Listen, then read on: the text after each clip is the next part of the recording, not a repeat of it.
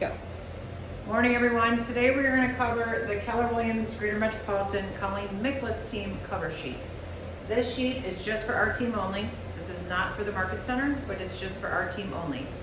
The purpose of this sheet and this form is to provide all the listing information when we take a listing, and then to provide all the sales contact information, as well as at the bottom, the lender and the title company.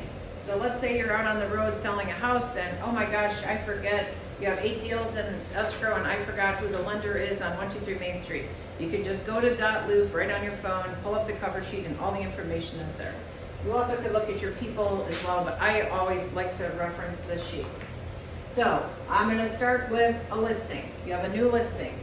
Up here, the sales MLS number that is pulled right off of the MLS. Sam Schultz takes care of all our listings. Liz Kosminski takes care of all our sales. Sam is not aware of this information unless we give it to her. Now, hopefully she has some of it because she has set up the loop for you and she has your client's emails. But she is not going to have your client's home address if by chance they're selling a rental property, or maybe it's my mom's house and I live somewhere else. So we need to make sure if the seller doesn't live there, what is their current address? And of course, the cell phone numbers, okay? I normally just cross this home phone off and put cell and put like M for Melanie cell and like B for Brad cell. So we have both their cell phones. The title company will need this information to set up signing appointments when it does come time to sell. So again, Sam is not going to have that information. You need to share contact with her or fill this in yourself or just screenshot it and send it to her, okay? Obviously, we're gonna have the property address, the city and zip. We're going to have the list date in which the property is listed. This should match up with your listing agreement. If by chance it's 3/6, but oh my gosh, tomorrow we changed it to 3/7, you need to make sure this is updated, okay? Expiration date, you can put on there, that comes off of your listing agreement, and then the list price. Scrolling down here is the seller. I'll use myself, James and Colleen Miklas. You have a text box here. This form does not show our text boxes, but I make a big text box and put Jim Miklas's email and then Colleen Miklas's email. And then city, Pepper Pike, state, and then I will cross off home and put cell phone, J cell, C cell for both our cell phone numbers, okay? The split is gonna be the team split, whatever your split is. If it's 100%, obviously, if it's, for me, Colleen, if it's a 60-40 Angie's favor, 60-40 Kimberly's favor, 60-40 Colleen's favor, however that is, 50-50, if it's a neutral lead, we don't know these people and it came in as a referral. Nobody knows what the split is except you and me. Sam and Liz are not gonna know that, so you have to tell them what the split is, and then where the lead source is, okay? Remember, the lead source always comes from our drop-down box on our sales drive, whether it be SOI referral, effective agents, Ops City, past client, whatever it is. We need to know what that lead source is. This will drop in default the form to me, our KW Greater Metropolitan, our office phone, my agent cell, and my email.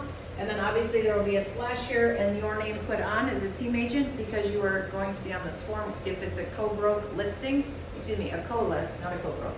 And then Sam will put your cell phone and your email as well. So title, lender, no one can say that they don't have your information and they ask you, you say go refer back to the cover sheet when we hand it in the sale, okay? So all of that is going to be listed there under the listing agent because again, we're talking about the listing side of this right now. Next is the commission side.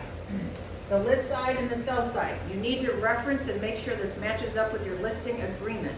If your listing agreement says you're taking 7%, which I hope we would, but we're not, most of the time that 7% is split. This might say a 4-3 and a 3-2.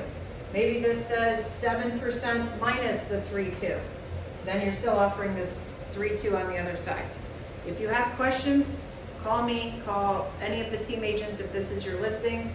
But we need, again, commission must match the listing agreement because it will match the MLS. If there's any mistakes on our end, it's SOL. When the selling agent sells your house, they must offer what's in the MLS. And a home warranty plan is just real easy, yes or no. Referral, yes or no, pretty easy. Was maybe this an out-of-town Chicago referral that they sent you a referral for a buyer or a seller, you're gonna have that referral information here in terms of what that percentage is. Normally it's at 25%, but not always. And then who that agent is and their email. Okay, and this will also be on the escrow letter as well, but it's nice to have here on the form. If you wanna look back upon this form 3 years from now, when you're doing massive volume of deals, you have all this information because you're never gonna remember this, okay? So again, this is the listing side of the form. When you take a listing, all of this must be filled out. Sam cannot read your mind. She's not gonna know the phone numbers. Again, she's gonna set up your loop for you, so she will have your client's emails. And then of course, make sure the current address is correct. A lot of people have other homes and they're live elsewhere, and they're selling somebody else's home or an investment property. We wanna make sure that's correct, okay? Once we are listed and ready to roll, now we have offers that come in and we're gonna roll over to the seller side.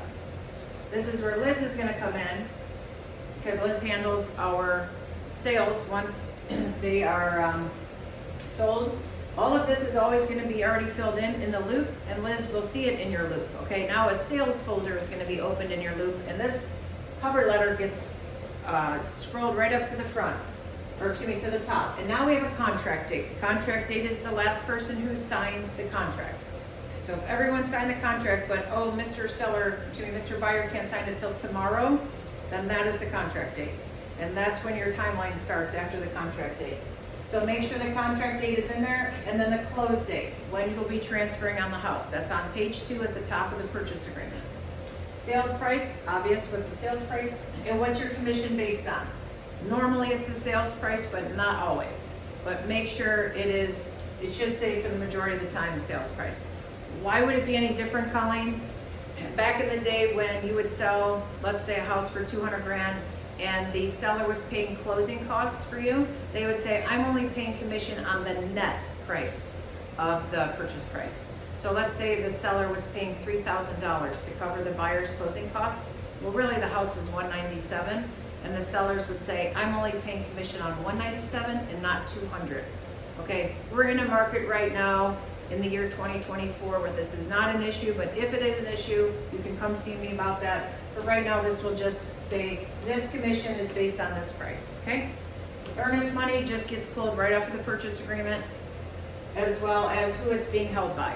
We do not hold money here at Keller Williams Greater Metropolitan. Our title company holds the money, and you will be normally having your buyers wire it or go online and make that deposit. But if by chance it's our listing and we get an offer and their brokerage is holding it, then the money is going to be held at Howard Hanna, Remax, whatever that other brokerage is. This goes back to us reading our contract, okay? Then the buyer information is just going to be copied just like the sellers. You're going to have name, most likely 2 names, 2 emails, where their address is, the city in which they live, state, zip, and again, 2 cell phone numbers, okay? I'm going to suggest that their current address, most of the time, if you have a listing, these are not your buyers. You're not going to know who these buyers are. Go to the pre-approval letter, okay? There's an address in the upper left-hand corner of the pre-approval letter, and then you can fill that in for the current address, okay? Then, same thing like your listing agent information, you're going to have the selling agent information. If it's 2 agents, you have to include both agents. Most likely they're getting paid at their brokerage. It'll just say Colleen Miklas / Kimberly Kolar, KWGM, office phone. Even if it's the same guys as us, you still just bring the information over, okay? 2 cell phones or maybe 1 cell phone. 2 emails, maybe 1 email. This list sell side, okay? Maybe it's changed, maybe it hasn't. Maybe you negotiated your commission down a little bit for some reason or something happened. But for the most part, this list sell will match the same thing, list sell, okay? Home warranty, same thing. It'll be checked off no. If it is yes, you're gonna say what company, if we use America's Preferred Home Warranty, or HMS, or HMA. The amount it is, paid for by who?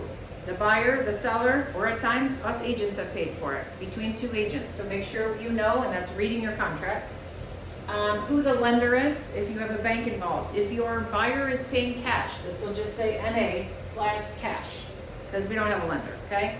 But if they do, it will be, Sean Hadley, or excuse me, Cross Country Mortgage, Sean Hadley, phone, email. Same thing with the title company, Ohio Real Title, Diane Scart's phone, email. That's it. Period. That is the cover sheet. My suggestion is this. This gets filled out when you have a buyer only, okay? You're writing an offer up for a buyer. You're only going to fill out this part, okay? You're limited to information on here. You're not going to know when the expiration date is when you have a buyer, okay? You know what the list price will be. You know what the list date is. It's right in MLS. You know what the seller's name is. You may or may not know their address. There's times I leave this blank. It's not my seller. I don't know if they don't live there. Most of the time they do. You could just write same as subject property. But if it's different, I'm going to leave that blank. Again, this is when I represent the buyer only, okay? And this is important so that Liz and Sam know what are the splits in the lead source. They need to know this. They don't know what goes on between all of our talks and texts. And at the bottom, we don't know what they're taking on the list side. Again, us representing the buyer. We're going to know what they offered us. But I'm only going to fill out this side, and I'm going to fill out the seller's info as much as I can. If you have any questions about this, please let me know. You text or email me. But this is the KWGM cover sheet for our team. Hence, we have our logo at the bottom. And this stays at the top of your loop for all of us to reference.